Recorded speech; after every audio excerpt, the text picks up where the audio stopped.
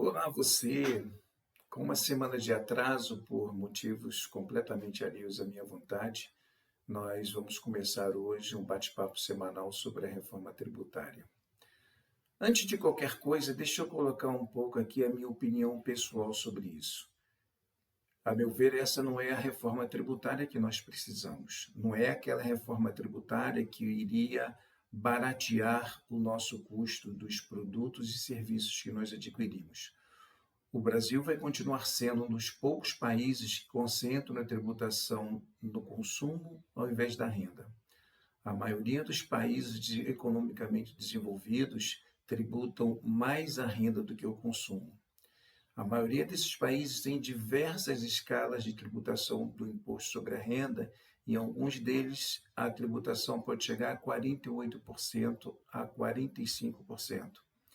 Em compensação, os serviços e os produtos são tributados pelo IVA, que é um imposto sobre o valor agregado, de 3, 4%, muito menor do que aquilo que nós pagamos hoje. E nós vamos continuar pagando bem caro por aquilo que nós consumimos. Então, vamos lá. A pedra fundamental dessa reforma tributária é a Lei Complementar número 214. Ela foi aprovada, foi publicada no final de janeiro de 2025. Ela carece ainda de regulamentação, diversos pontos dela terão que ser regulamentados, já foram regulamentados por alguns projetos de lei, e ela basicamente faz uma coisa: ela elimina 5 tributos que nós temos hoje, que são tributos tanto da esfera municipal, estadual como federal, como ICMS, que é estadual, ISS federal, IPI, ISS municipal, IPI federal, PIS/COFINS, que é federal, e IOF, que também é federal. Institui-se 2 tributos que vão substituir esses 5, que é o IBS, que é o Imposto sobre Bens e Serviços, e a CBS, que é a Contribuição sobre Bens e Serviços. Qual é a diferença desses dois?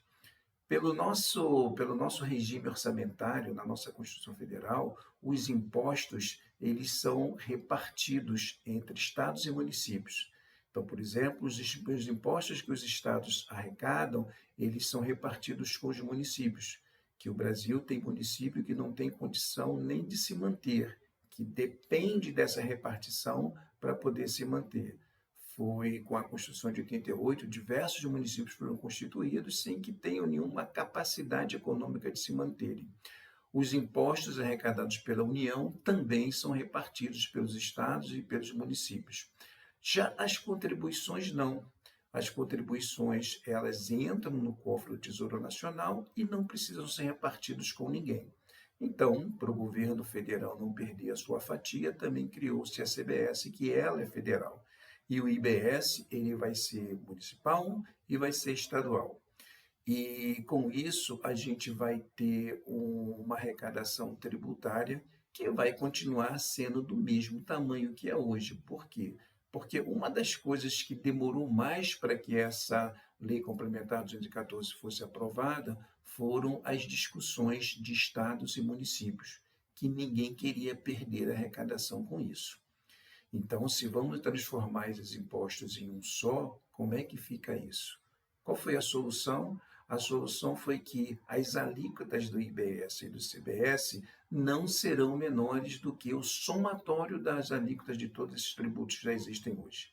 Então, o resultado disso é que o Brasil vai ter o maior IVA do mundo, que vai ser de 27,5%, 28%, 29%, em alguns casos até 30%. Então, não se animem, porque não vai haver nenhum tipo de redução nos bens e serviços que nós consumimos, que eles continuarão sendo tributados da forma que são hoje. Pelo contrário, a tributação vai aumentar um pouquinho. Por quê? Porque nós estamos numa fase de transição que vai demorar 10 anos, desde 2023 até 2033. 2023 foi quando começou essa discussão toda até chegar à aprovação. Em 2033 é que efetivamente serão eliminados os 5 tributos e substituídos esses 2. Durante esse período vai haver uma fase de transição que já começa a vigorar a partir do ano que vem. Uma transição necessária para que as empresas possam adequar seus sistemas, enfim.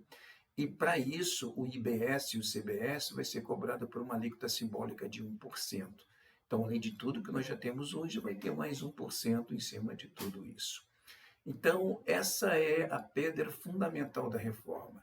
Então, em torno disso, diversas leis estão sendo elaboradas para quê? Para que possam regulamentar o que os estados poderão fazer, o que os municípios poderão fazer e o que a União Federal fará para que tudo isso entre em vigor e como vai funcionar. Então, vai se decidir base de cálculo, vai se decidir alíquota, vai se decidir quem são os agentes passivos, quem são os agentes ativos. Então, diversas coisas estão sendo decididas ainda e aproveitou-se para mexer em outros tributos que não estavam necessariamente envolvidos nessa reforma tributária, que são os tributos tributos sobre patrimônio, que é o ITCMD, que é o Imposto sobre Transferência, Causa Morte e Doação, que é o IPVA, que é o Imposto sobre Propriedade de Veículos Automotores, que é o ITBI, que é o Imposto sobre Transmissão de Bens Intervivos, que isso afeta os imóveis. Então, esses tributos sobre patrimônio também vão sofrer alguma alteração e essas alterações trará uma significativa tributação maior para as pessoas físicas.